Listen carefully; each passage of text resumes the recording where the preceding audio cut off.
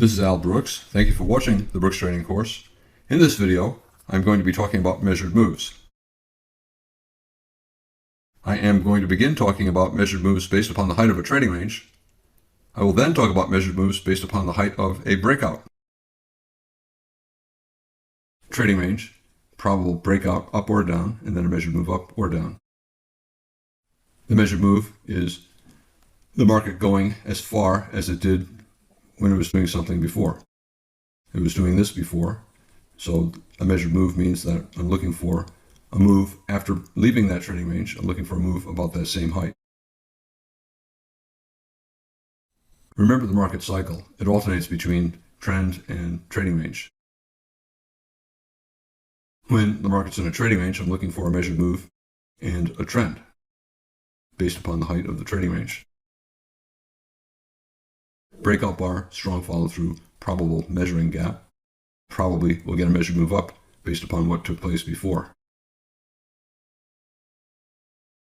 Bottom of the range, top of the range, and you can see a lot of computers calculated that target and had limit orders waiting to take profits there, and bear computers were selling for scalps.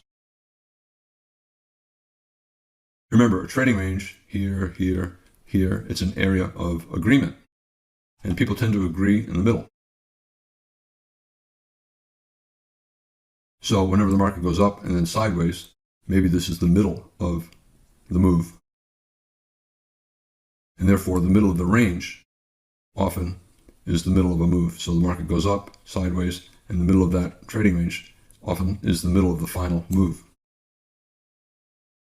Bull breakout, and then an area of agreement. Here's the middle of agreement. So maybe it'll go up as far as it was down before the trading range began. So a lot of times if you see a bull trend and a trading range, you look at the middle of the trading range and project up for a measured move, because there will be some bulls taking profits there and some bears selling there. Bull trend, trading range, area of agreement. People agree in the middle, so maybe this is the middle of a move up.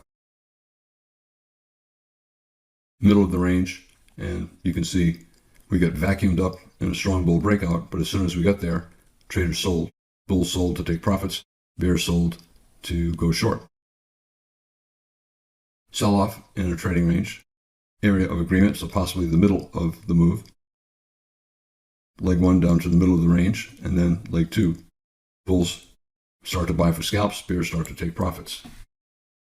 In general, this type of measured move is minor. Most computers do not pay attention to it. Traders are more interested in the other types of measured moves that I talked about, like based upon the height of the trading range or leg one, leg two measured move.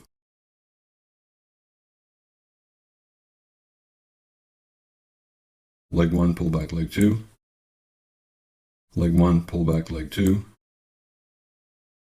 Leg one, trading range, leg two. If you remember what I said earlier, a lot of times if you have a bull trend and a trading range, computers will assume that leg one ended when the trading range began. So leg one, here's the end of leg one. Leg one, trading range, does not matter that we're higher. Trading range began here. So leg one, and then the start of a trading range, and then leg two, when we're starting to break out to the downside.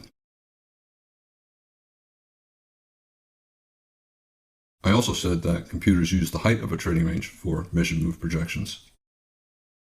So trading range, measured move up. Trading range, maybe measured move up. Trading range, maybe measured move down. So you can see we did go for measured move up here and again here, but not to the measured move down there. When there's a breakout, sometimes the height of the breakout itself can lead to a measured move. When a market has a breakout, traders assume that there's going to be a second leg up that will be based upon the initial breakout. Talked about a leg one, leg two measured move, the second leg up about the same size as the first. I talked about a measured move based upon the height of a trading range, but the market also has a measured move based on the height of the breakout. So bull breakout, I look at the open of the bull body and the close of the bull body. Maybe we'll go up for a measured move. Bulls take profits and aggressive bears sell.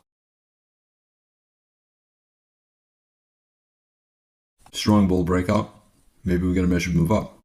40% of the time, if you're going to get a measured move from a strong breakout, it'll be in the opposite direction.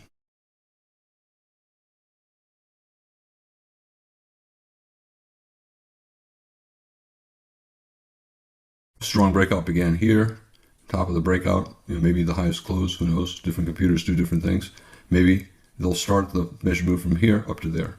But in any case, whenever I see a strong breakout, I'm looking for a measured move, and 60% chance, if there's going to be one, it'll be up. 40% chance, it'll break below the bottom of the bull leg there, or here, and then fall for a measured move down. So once you start to see a pretty strong bear reversal and 2, 3, or 4 consecutive bear bars, you got to be thinking that the first target is the bottom of the bull breakout, and then possibly a measured move down. I look to see what happens at the bottom of the breakout. Is the market bouncing or is it continuing down? And you can see, well, we're continuing to get bear bars. So it looks like instead of reversing up at support, the bottom of the buy climax or the bottom of the bull trend, it looks like we're continuing down. I'm starting to look at measured move projections to the downside. When the market gets there, especially if the bear trend is weakening like this, bulls will buy for scalps like below that low, and bears will begin to take profits. Opposite situation, strong bull breakout, so maybe a measured move up based upon the open of the first bar to the close of the second bar. So whenever I see this, 60% chance we're going to get a measured move up, 40% chance we'll reverse down and get a measured move down. But the math is very good for buying. Traders will buy that close. 60, maybe 70% chance when the breakout is this strong that will go up for some kind of a measured move. Open of the bar, close of the bar at the end of the breakout. Here's a 2-bar breakout, and there's the measured move target. And you can see bulls took profits and bears shorted. In general, especially when the rally is weakening like this, traders should take full or partial profits at an obvious resistance level like a measured move target.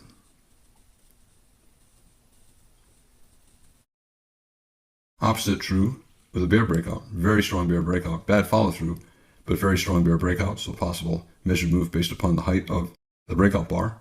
60% chance the measured move will be down. With this bad follow through, you got to be thinking it could also be up. Break above the high of the sell climax and travel up for a measured move.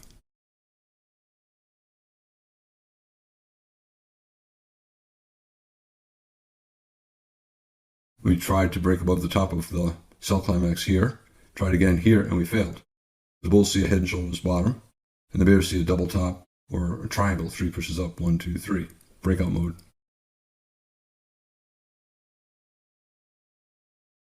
Bulls will buy on a stop above the double top or above the triangle, and bears will sell on a stop below the right shoulder of the head and shoulders bottom, right below the low of the higher low.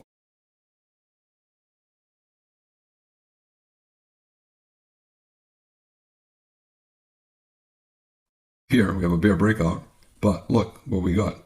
We got around a measured move up based upon the height of that bear body. Bulls buy on a stop above this bar, that bar, or here, hoping to get the measured move up, which they got.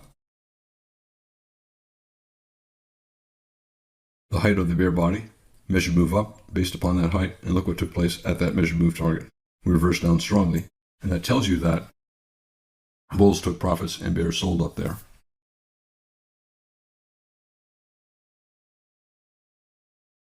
Bears also sold, expecting at least a pullback big enough for a scalp, hoping for either a swing down or a trading range. Again, there are often many choices. Strong bull breakout and a reversal all the way down to the bottom of the bull breakout, the buy climax. Are we going to get a double bottom and resumption up, or are we going to break below the double bottom and fall for a measured move down? Once the market breaks below the bottom of a strong bull breakout like that, 50% chance we're going to fall for a measured move based upon the height of the breakout, and 50% chance we will not. That will stay sideways or maybe go up. The first target I would look at for the bear case is a measured move based upon the height of those two bodies, the bull breakout. Open of the first bar to the close of the second bar. And this is the measured move down. And the bears ignored it, so we're probably going at least a little bit lower.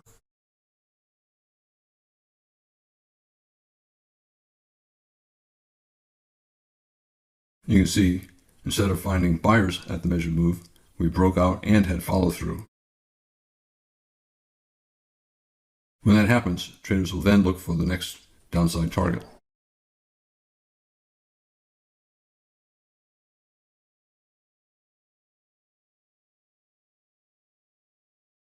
Bulls tried to get a double bottom. Here's the neckline. They wanted a measured move up above the neckline. Instead, we got a bear breakout below the double bottom, in which case I'm looking for a measured move down. This is a pretty strong bear leg. It's probably not the end of the move. Also, a very tight bear channel. Any reversal up is minor, which means that after 5 or 10 bars, we'll probably test back down and then try to get a major trend reversal, like a lower low major trend reversal. Wedge bottom, 1, 2, 3.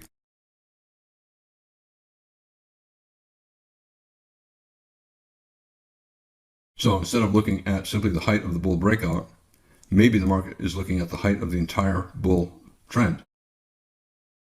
Bulls wanted a double bottom, did not get it. When you get a strong rally and then a test back down to the low, if it keeps going down, to me that's a failed attempt at a double bottom. Instead of a measured move up, I'm going to look for a measured move down.